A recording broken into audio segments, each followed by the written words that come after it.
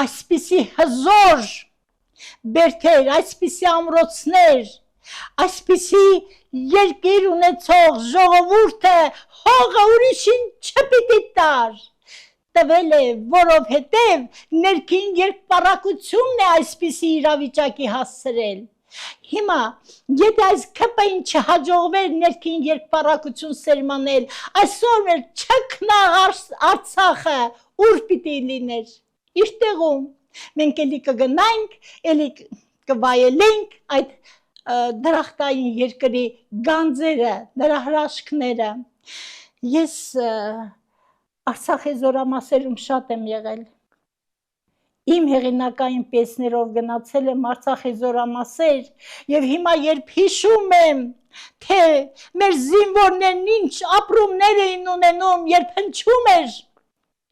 հայրենասիրական խոսքը, երբ զինվորը վազում էր բեմ ու ասում թույլ տվեք հուռա հուռան երգեմ, թույլ տվեք գինի լիցը երգեմ, այս սա էր մեր ունեցած հարստությունը և իհարկե հուռա հուռան ասել ու չհիշել, թե այդ երգը ում էր նվիրված, իմ խոսքը կլինի չափազանց կիսատ ու անգույն։ Մեծը նժդե, քո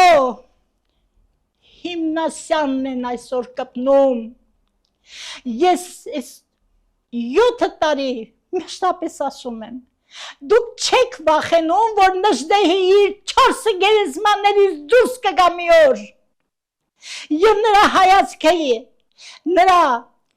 սուրբ փայլուն սրի դեմ ոչ մի ԿՊ չի դիմանա, ժողովուրդ լսիր,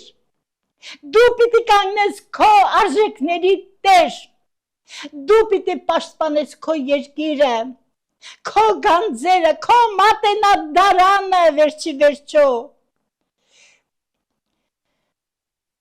Ժողովուրդ, դու իներտ ես։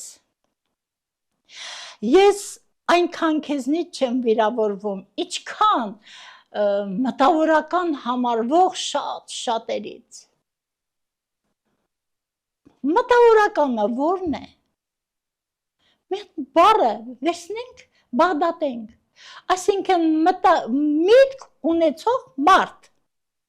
ոչ թե ստամոքս, և ստամոքսը աղիքային մտածելակերպ, այ խելքով մտածող մարդ, բա